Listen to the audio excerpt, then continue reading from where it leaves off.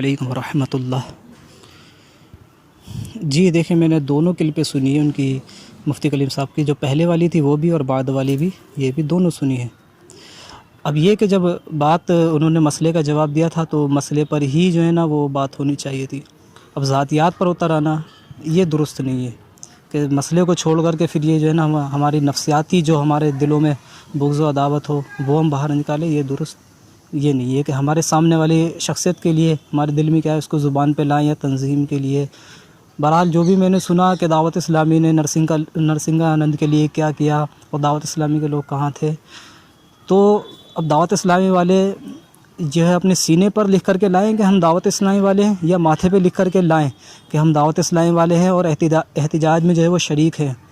اور انہوں نے سلمان تاثیر کی تو بات کری کہ دعوت اسلامی نے کوئی لفظ نہیں بولا، لیکن یہ نہیں بتایا کہ سلمان تاثیر کو مارنے والا بھی دعوت اسلامی کا مبلغ ہی تھا، دعوت اسلامی کا تاریخی تھا۔ تو بہرحال اب یہی دعوت اسلامی والے آپ سے اگر سوال کریں کہ جی آپ فرما رہے ہیں کہ ہم چلیے عاشق رسول نہیں ہے، مان لیتے ہیں، ٹھیک ہے، ہمارے دلوں میں نبی علیہ السلام کی محبت نہیں ہے، ہم ایک لفظ ایک جملہ نہیں بول رہے ہیں نرسنگ آنند کے لیے یا گستاخ رسول کے لیے، ٹھیک ہے، تو اب وہ یہی سوال آپ سے کر لے، ٹھیک ہے، اب آپ بتائیے آپ نے کیا کیا۔ آپ ظاہر سی بات ہے یہ کہیں گے میں نے کال پہ بات کری ہے اور میں نے اب جو ہے وہ چیلنج کرا، یہ کرا وہ کرا، تو اگر اس کے جواب میں اب وہ دعوت اسلامی والے یہ کہیں کہ ٹھیک ہے آپ نے یہ سب کرا تو اس سے کیا حق ادا ہو گیا، اور جو شریعت مطہرہ نے گستاخ رسول کی سزا رکھی ہے وہ اس سے بری و ذمہ ہو گیا۔ اگر آپ اتنے بڑے عاشق رسول ہیں اور آپ بہت زیادہ ہی اپنے آپ کو کچھ زیادہ ہی جذبے والا مان رہے ہیں، تو آپ یا آپ کے کوئی تنظیم، جو بھی آپ تنظیم چلاتے ہوں یا چلانے والے ہوں جو بھی آپ کے وابستہ ہیں، وہ یہ کام کیوں نہیں کر رہے ہیں؟ وہ گستاخ رسول کی گردن کیوں نہیں اڑا رہے ہیں؟ اگر آپ کے دل میں آپ رسول اللہ کے ہم سے زیادہ محبت ہے تو یہ کچھ نہیں ہوتی ہے۔ ہر آدمی نے، علماء نے اپنی اپنی استطاعت کے مطابق کام کیا ہے۔ یہ بیجا اور بیکار باتیں ہوتی ہیں کہ اس تحریک نے کوئی لفظ کیوں نہیں بولا، اس تحریک نے کیوں جملہ نہیں بولا، تو بہرحال اس پر میں کلام کرنا نہیں چاہتا، چونکہ جواب طلب کیا گیا تو بہت زیادہ لمبا ہو جائے گا۔ اصل مسئلے کی طرف آتا ہوں۔ اصل مسئلہ جو ہے اب راہ فرار اختیار کی جا رہی ہے کہ میں نے کامن لفظ بولا ہے اس میں، تو اب چونکہ وہ جواب ادھر سے ان کو سننے کو ملا ہوا غالباً، تو اس لیے اب انہوں نے لفظ کامن جو ہے وہ کہہ کر کے بچا رہے ہیں کہ میری تائید ہو رہی ہے، ان کا مفتی خود بول رہا ہے۔ تو اور بات کر یہ بھی میں نے ان کی سنا کہ یہ جو ہے وہ کون سا جزیہ ان کے ہاتھ لگ گیا، کون سی جو ہے وہ فقہ کی عبارت ان کے ہاتھ لگ گئی مولانا الیاس قادری کے، جو یہ گناہ گار بول رہے ہیں۔ اور مطلب یہ کہ اگر یہ خود دیکھیں اپنے آپ کو تو یہ دیکھیں، پہلے تو یہ کہ جو مولانا الیاس قادری صاحب نے جواب دیا ہے اس میں صراحتاً لفظ بولا ہے مرد کی چپل جو ہے وہ غسل خانے میں رکھی ہوتی ہیں، اور عام طور پہ ایک جوڑی ہوتی ہے جس کو لیڈیز بھی استعمال کرتے ہیں، مرد بھی، ٹھیک ہے۔ تو اب یہ جو کلیم رضوی صاحب نے جواب دیا ہے، اب یہ بعد میں مقرر ہیں کہ میں نے لفظ کامن بولا ہے، تو جب انہوں نے اس چیز کی صراحت کر دی، لفظ مرد کی چپل اور لیڈیز کی چپل کا لفظ بول دیا، تو اس میں کامن کہاں رہی؟ اور آپ کا جو جواب ہے وہ مولانا الیاس قادری پہ کہاں فٹ بیٹھ رہا ہے؟ آپ لفظ کامن بول رہے ہیں کہ میرے کامن مراد ہے، اور وہ وہاں صراحت کر رہے ہیں کہ وہ چپل جو مردوں کے لیے خاص، مردوں کی چپل عام طور پہ مردوں کی یا لیڈیز چپل ہوتی ہے، کامن کا تو اس میں ذکر نہیں ہے۔ میرے پاس جو کلپ مجھے بھیجی گئی ہے اس میں 2 منٹ کی تقریباً یا 1.5 منٹ سے زائد کی ہے، اس میں لفظ کامن موجود ہی نہیں ہے۔ اس میں تو یہی موجود ہے کہ عام طور پہ چپل جو رکھی ہوتی ہیں مردوں کی، یا تو لیڈیز استعمال کر رہی ہوتی ہے اسے اور مرد بھی، تو وہاں پہ لفظ کامن بولے ہی نہیں ہے، اور آپ نے جواب دیا کامن کے تعلق سے، پھر اس کو فٹ کر دیا مولانا الیاس قادری پر۔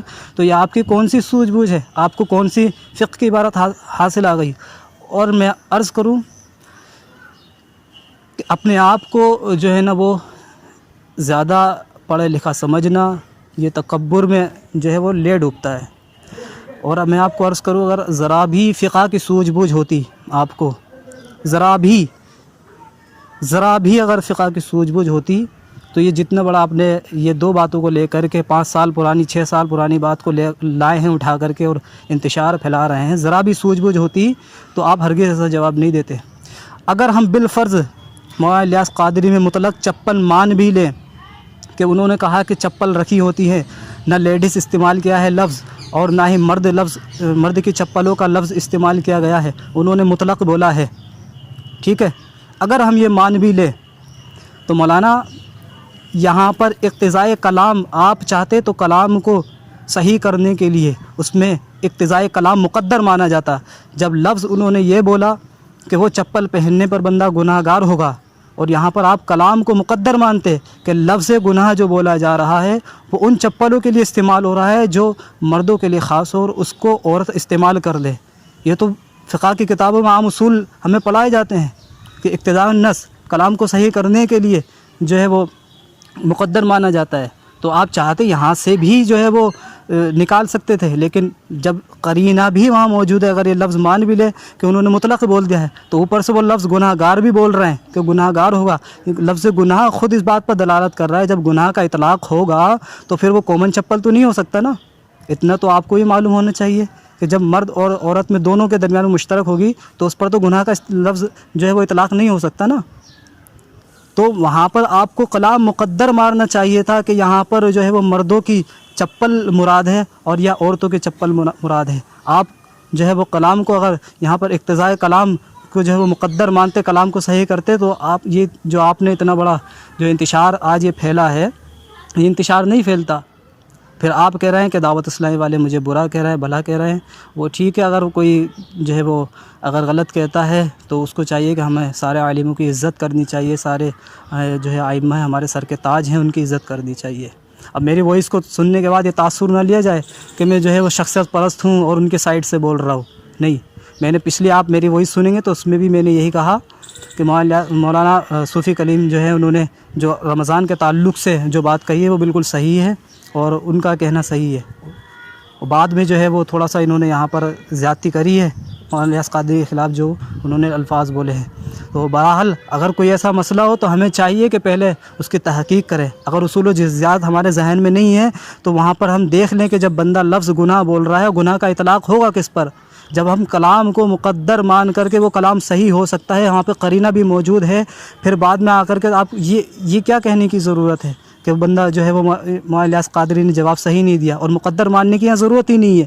اولاً یہ تو بالفرض میں نے ایک اصول اب جو ہے عرض کیا ہے، ورنہ صراحتاً وہاں موجود ہے کہ مردوں کی چپل اگر پہنے، اگر آپ کا پھر آپ خود اگر اپنی جو ہے پہلی والی وائز میں سنیں تو آپ نے خود یہ لفظ بولا ہے جو آپ یہ کہہ رہے ہیں نا کہ ان کے خلاف ان کے پاس کون سا جزیہ ہاتھ آ گیا، کون سی فقہ کی عبارت ہاتھ آ گئی جس بنا پہ وہ گناہ لفظ بول رہے ہیں. تو اس سے پہلے آپ اپنے لفظوں پہ غور کریں تو آپ نے خود اس میں کہا ہے کہ مولانا الیاس قادری کہہ رہے ہیں کہ مرد والی چپل عورت پہنے گی تو گناہ گار ہوگا.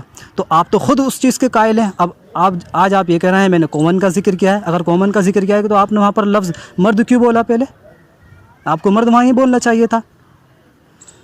تو بہرحال سنیت میں جو ہے جو سنیت کے لیے کام کر رہے ہیں، آپ بھی سنیت کے لیے کام کر رہے ہیں، ماشاءاللہ، اللہ تبارک و تعالیٰ آپ کی خدمت کو قبول فرمائے. لیکن یہ کہ آپ طنز کریں اپنی، ہماری کوئی بھی تحریک ہو، سنی تحریک ہو، اس کا رد کریں، تو یہ علماء اہل سنت بالکل برداشت نہیں کریں گے. اور رہی بات آپ نے کہا کہ ہم گمراہ نہیں کہہ رہے ہیں، ہم کافر نہیں کہہ رہے ہیں، ہم ان کو مسلک سے خارج نہیں کر رہے ہیں، تو مسلک سے خارج کرنے والا ہوتا کون ہے؟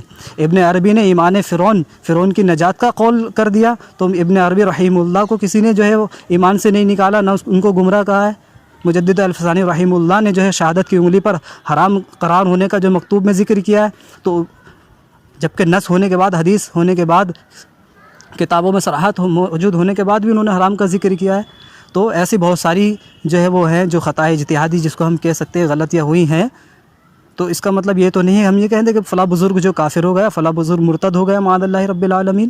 اس بنا پر ذرا سی فروعیات پر جو ہے نا ان کو ہم کافر و مرتد کہتے پھرے، اور کسی کو حق نہیں پہنچائے کہ کوئی سنت سے نکال دے.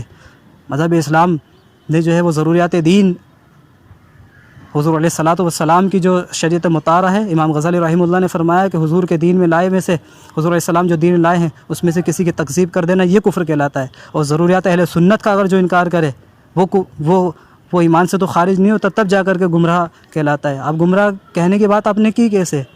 کیا مولانا الیاس قادری امیر دعوت اسلامی اس چیز کے قائل نہیں ہے کہ اولیاء انبیاء مدد کرتے ہیں، علم غیب کو نہیں مانتے ہیں؟ یہ بتائیے. آپ یہ جو لفظ بول رہے ہیں کہ میں گمراہ نہیں کہہ رہا ہوں، میں یہ نہیں کہہ رہا ہوں، تو آپ کہہ بھی نہیں سکتے، آپ کو حق بھی نہیں ہے. اگر آپ کہیں گے تو یہ آپ کی کم علمی، اور میں کم علمی سے کیا پھر آپ کی جہالت ہی ہوگی اگر آپ یہ لفظ بولیں گے تو. بہرحال ہمیشہ جو ہے میں نے دیکھا ہے آپ کو، آپ توڑنے والی باتیں کرتے ہیں، جوڑنے والی باتیں نہیں کرتی ہیں.